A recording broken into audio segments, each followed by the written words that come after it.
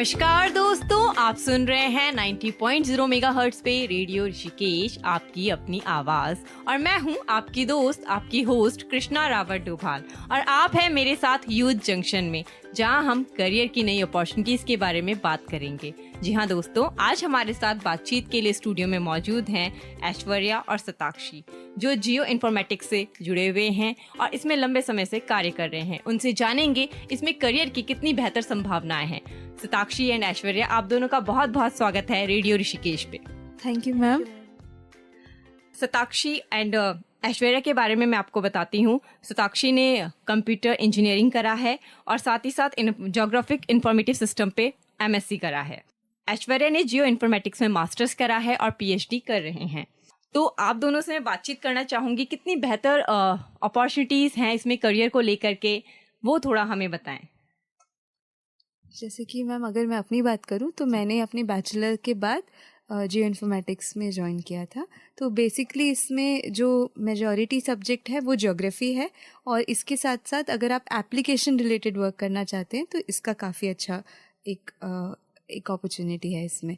और इसके अलावा काफ़ी सारे लोग कंप्यूटर इंजीनियरिंग के बाद इसे फॉलो करते हैं, या जैसे कि फ़िज़िक्स रिलेटेड जो वर्क करते हैं या जियोलॉजी जिन्होंने सीखी है, उन सब के लिए ये एक सेकेंडरी करियर ऑप्शन बन जाता है।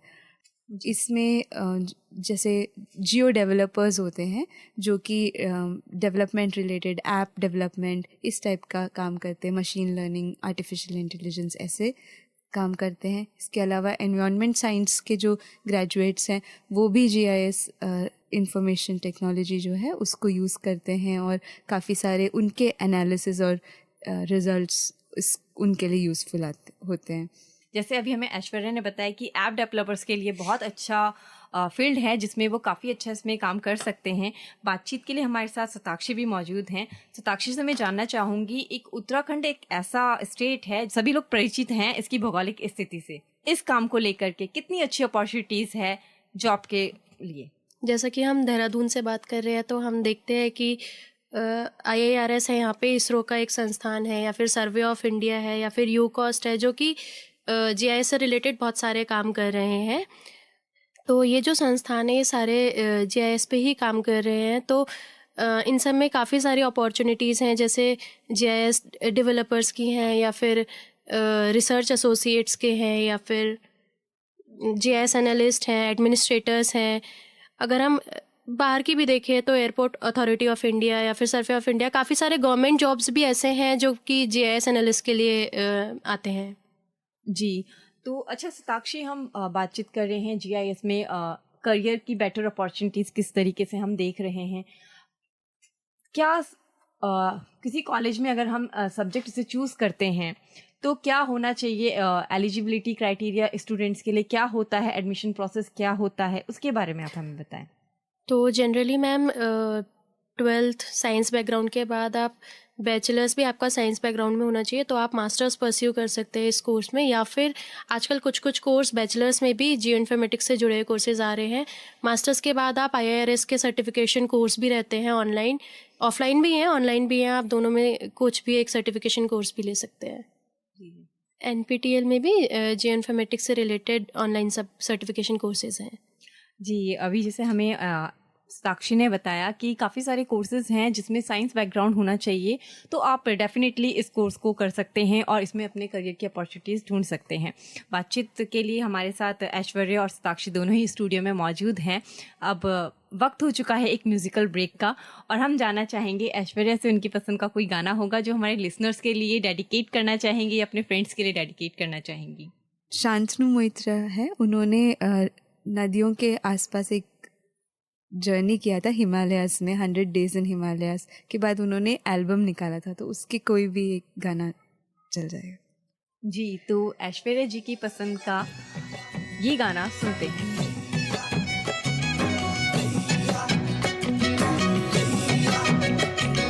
देखो देखो एक नदी बल खा के चली रे, अरे सोनी सोनी वादी में लहरा के चली रे, सारे पत्थर चट्टाने पिघला के चली रे, थोड़ी शीतल फुहारे बरसा के चली रे, देखो चली कल कल छल छल चंचल भागी रखी रे,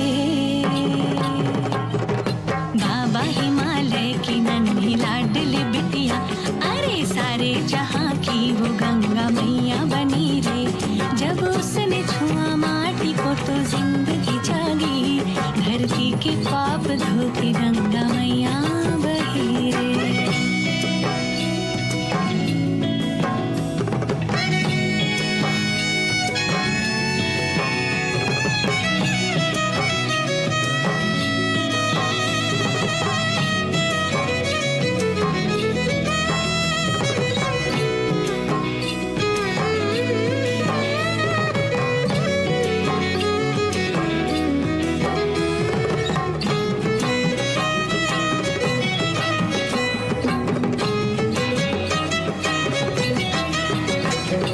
लहर लहर इसकी जैसे अम्मा की बाहें, इधर उधर मनवा कोई झूला झूलाए, जुग जुग मीते गंगा बहती ही तो जाए। इसके किनारे जिंदगी के किस्से सुनाए, पनघट कभी तीरथ ये कैसे रूप दिखाए। सांसें थमे तो मिले मुक्ति की राह यहाँ पल में। देखो चले कल कल छल छल चंचल भागीरथी रे। बाबा हिमालय की नन्ही लाडली बिटिया, अरे सारे जहाँ की वो गंगा मैया बनी रे। जब उसने छुआ माटी को तो जिंदगी जागी, धरती के पाप धो के गंगा मैया बही रे। अरे देखो देखो एक नदी बल खा के चली रे, अरे सुनी सुनी वादी में लहरा के चली रे। सारे पत्थर चट्टाने पिघला के चली रे, थोड़ी शीतल फुहारे बरसा के चली रे। देखो चली कल कल छल छल चंचल भागीरथी रे। बाबा हिमालय की नन्ही लाडली बिटिया, अरे सारे जहाँ की वो गंगा मैया बनी रे। जब उसने छुआ माटी को तो जिंदगी जागी, धरती के पाप धो के गंगा मैया बही रे। बाबा माँ पा माँ गा गा सा रे गा गा रे सा सा, बाबा मा सा पा पा धा मा गा रे सा सा, सा रे पा सा रे धा सा रे सा रे धा मा मा गा, गा मा पा मा धा पा नी धा सा नी धा मा मा गा रे गा सा।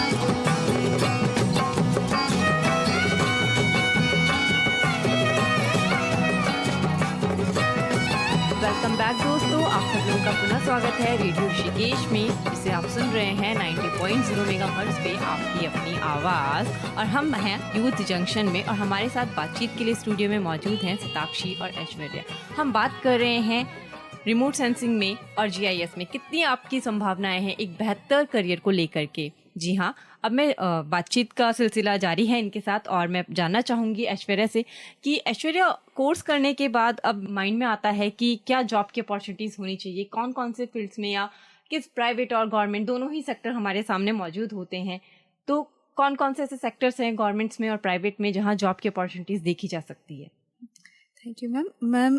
जॉब के जैसे अगर आप देखें तो सबसे बेसिक जॉब जो होता है वो डिजिटाइजेशन का होता है कि आपको, जैसे आप गूगल मैप्स देखते हैं तो उसमें बहुत सारे प्लेसेस मार्क्ड होते हैं, तो जैसे जैसे आप देखेंगे तो कुछ साल पहले हो सकता है आपका घर लिस्टेड ना हो, पर अभी आप देखेंगे तो आपके पास की किराने की दुकान, छोटी से छोटी दुकान भी मार्क्ड हुई होगी। ये इसलिए क्योंकि डिजिटाइजेशन का जो काम है ये काफ़ी तेज़ी से चल रहा है, तो बहुत सारे ऑर्गेनाइजेशंस है, प्राइवेट ऑर्गेनाइजेशंस है, ये सब जो है डिजिटाइजेशन के लिए लोगों को हायर करते हैं। इसके अलावा डेवलपमेंट में जैसे मैंने कहा कि काफ़ी स्कोप है, और अगर आप गवर्नमेंट ऑर्गेनाइजेशंस की बात करो तो इसके एप्लीकेशन जो इस फील्ड का बहुत ज़्यादा है, तो मेटेरोलॉजी है, डिज़ास्टर मैनेजमेंट रिलेटेड ऑर्गेनाइजेशंस हैं, स्टेट डिज़ास्टर मैनेजमेंट, या रीजनल जियोमेटिक सेंटर्स हैं।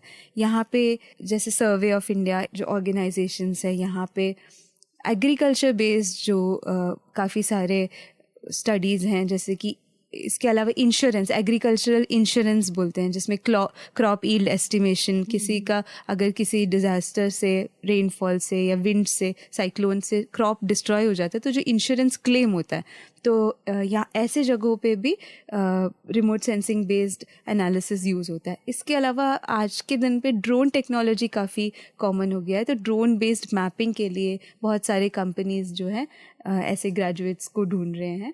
ओशन रिलेटेड स्टडीज़ जो हैं, इसमें भी ओशनोग्राफिक एक सेंटर है गोवा में, ऐसे सेंटर्स भी रिमोट सेंसिंग ग्रेजुएट्स को ढूंढते हैं। जी, धन्यवाद ऐश्वर्या, आपने बहुत डिटेल्स में हमें चीज़ें बताई कि किन किन फील्ड्स में और किन सेक्टर्स में इसकी बेहतर जॉब की अपॉर्चुनिटीज़ है, क्योंकि हम लोगों की ज़िंदगी से जुड़ी हुई चीज़ है। कोई भी चीज़ होती है, छोटी से छोटी चीज़ के लिए हम गूगल पे सर्च करते हैं और फिर हमें रिजल्ट मिलते हैं। जी, पहले जैसे अगर आप गूगल में सर्च करते तो आपको लिस्ट मिलता था, पर अब आप देखेंगे कि जब आप एक मैप खोल के उसमें सर्च करते कि होटल, तो आपको लोकेशन बेस्ड इन्फॉर्मेशन मिलता है। आप जहाँ खड़े हो उससे कितने दूर में कौन सा होटल है और उसका क्या चार्जेस है, ये आपको दिखता है। कैब बुक करते हो तो आपको अपने मैप में डायरेक्टली दिख जाता है कि आपका ड्राइवर अभी कहाँ पहुँच चुका है, उसे पहुँचने में कितना देर लगेगा। तो इस टाइप का जो, जैसे मैं डेवलपमेंट की पहले बात करी थी, जियो डेवलपर्स, उनका ऐसे फील्ड में भी काफ़ी सारी कंपनीज जो हैं वो उनको एम्प्लॉय कर रहे हैं।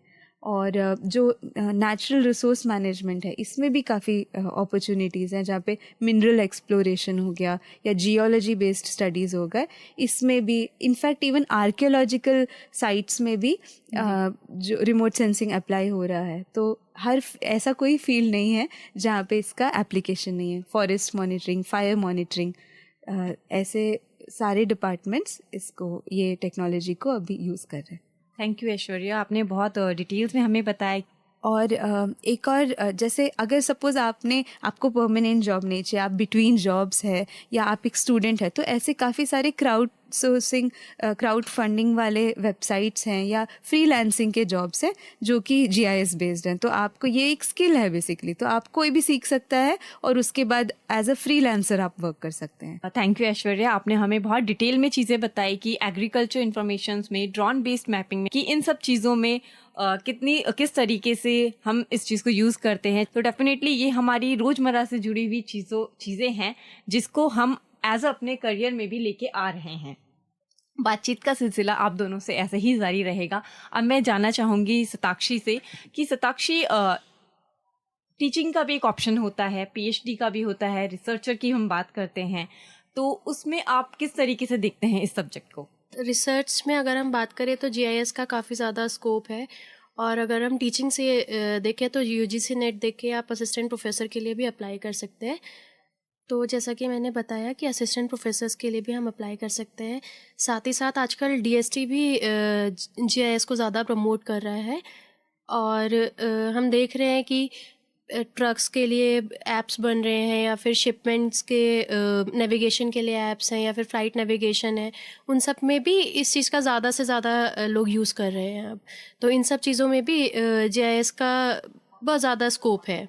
और आर्टिफिशियल इंटेलिजेंस में अगर हम देखें तो आजकल AI GIS करके एक टर्म आ गया है, वो भी हम अपने करियर अपॉर्चुनिटीज़ में इंक्लूड कर सकते हैं।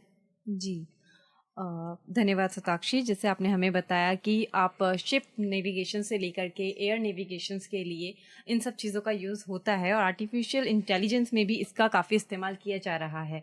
अच्छा, बातचीत का सिलसिला लगातार ऐसे ही जारी रहेगा आप दोनों के साथ। अब मैं जानना चाहूँगी, सताक्षी की पसंद का कोई गाना होगा जो वो हमारे लिसनर्स के लिए डेडिकेट करना चाहेंगे, या अपने किसी फ्रेंड के लिए डेडिकेट करना चाहेंगे, या उन्हें खुद कोई गाना बहुत पसंद होता हो जो वो अक्सर सुनना पसंद करते हो? मैं स्वदेश मूवी का गाना डेडिकेट करना चाहूँगी। तो दोस्तों, सुनते हैं सताक्षी की पसंद पे स्वदेश फिल्म का गाना।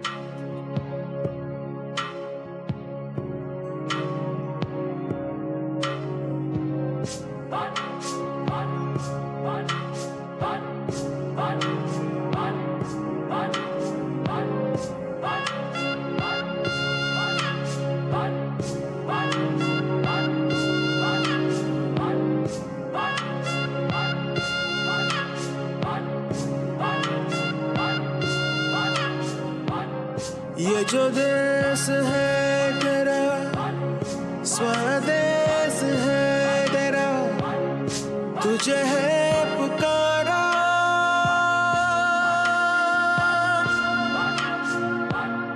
ये वो बंधन है जो कभी टूट नहीं सकता।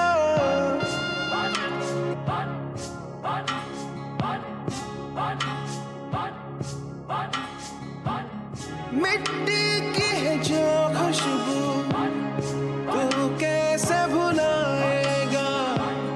तू चाहे कहीं जाए तू लौट के आएगा। नई नई राहों में दबी दबी आहों में खोए खोए दिल से तेरे कोई ये कहेगा। ये जो देश है तेरा, स्वदेश है तेरा, तुझे है पुकारा। ये वो बंधन है जो कभी टूट नहीं सकता।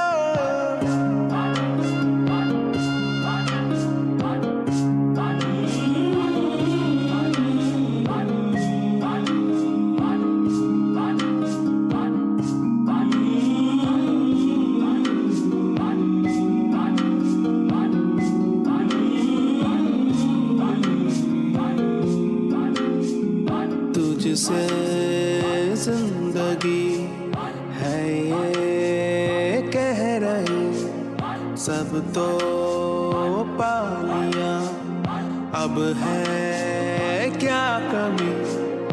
यूं तो सारे सुख है बरसे, पर दूर तू है अपने घर से। आ लौट चल तू अब दीवाने, जहाँ कोई तो तुझे अपना माने। आवाज दे तुझे बुलाने वही देश। ये जो देश है तेरा, स्वदेश है तेरा, तुझे है पुकारा। ये वो बंधन है जो कभी टूट नहीं सकता।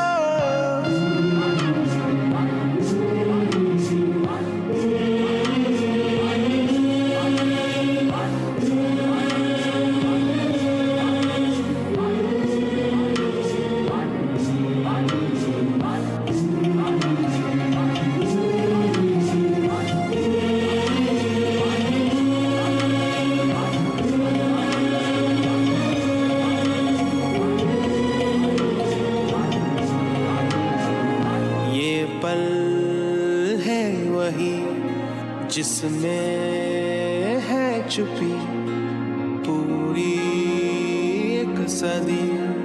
सारी जिंदगी तू ना पूछ रास्ते में काहे आए है इस तरह दो राहें। तू ही तो है राह जो सुझाए, तू ही तो है अब जो ये बताए।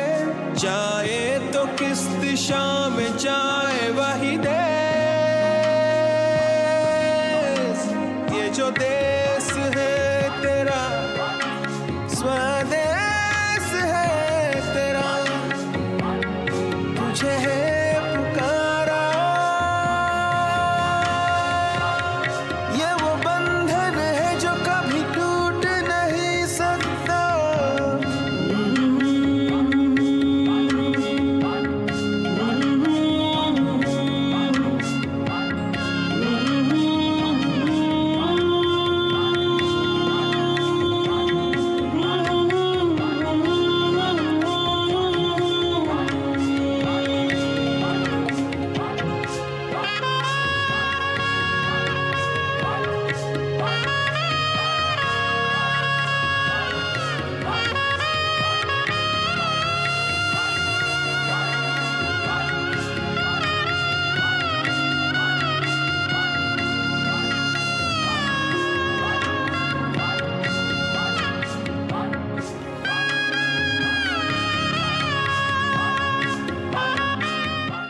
वेलकम बैक दोस्तों, आप सब लोगों का पुनः स्वागत है रेडियो ऋषिकेश पे, जिसे आप सुन रहे हैं 90.0 मेगाहर्ट्ज़ पे आपकी अपनी आवाज़। और आप हमारे साथ हैं यूथ जंक्शन में। जी हाँ दोस्तों, हम जियो साइंस के ऊपर बात कर रहे हैं, किस तरीके से बेहतर करियर की अपॉर्चुनिटीज इसमें देखी जा रही हैं। उन सब चीज़ों पे बात करने के लिए हमारे साथ स्टूडियो में मौजूद हैं सताक्षी और ऐश्वर्या। कितना तक इसमें अर्निंग करी जा सकती है, उसके बारे में आप हमें बताएं।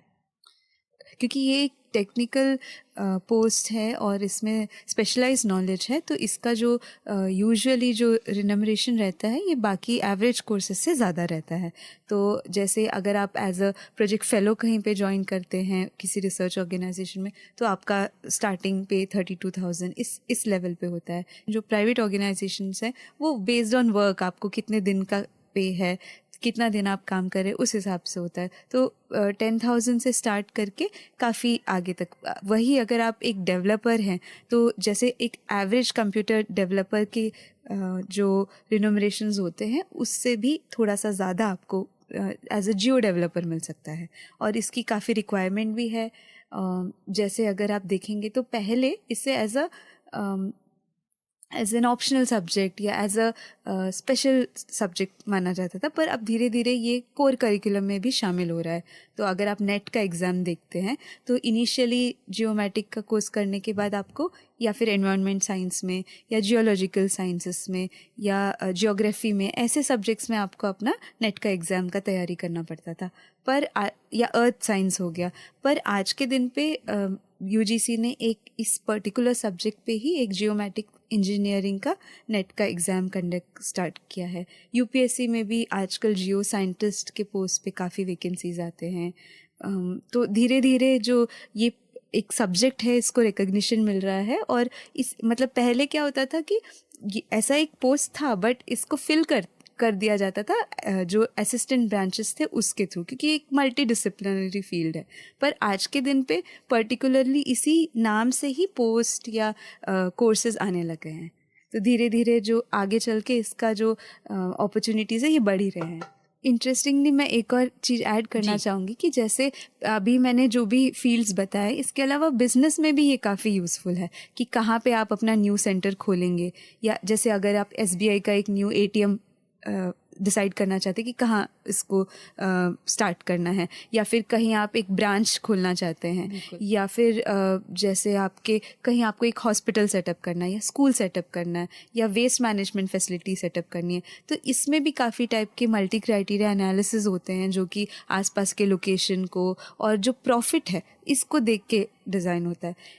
इनफैक्ट जो पाइपलाइंस बिछते हैं या जो केबल्स बिछते हैं, तो इसमें भी काफ़ी एडवांस लेवल का टेक्नोलॉजी यूज़ होता है। लेसर जो यूज़ करते हैं, लेसर बेस्ड इमेजरी यूज़ करते हैं या इस टाइप का टेक्नोलॉजी यूज़ करते हैं। और ये इसका बाहर भी काफ़ी स्कोप है। फॉरेन में इनफैक्ट काफ़ी और ज़्यादा एडवांस लेवल पे यूज़ होता है, क्योंकि वहाँ पे मतलब माइक्रो लेवल प्लानिंग होता है। City based underground, London city का आपको अंडरग्राउंड मैप भी मिल जाएगा। हाँ। तो ऐसे ही धीरे धीरे अब सबका ध्यान इंडिया की तरफ है। मेक इन इंडिया और सारे सबका सेंटर और हब इंडिया बनने वाला है। अब मैं जानना चाहूँगी कि आप लोगों के थ्रू कोई मैसेज है जो आप इस फील्ड में आने वाले स्टूडेंट्स को या यंगस्टर्स को देना चाहें?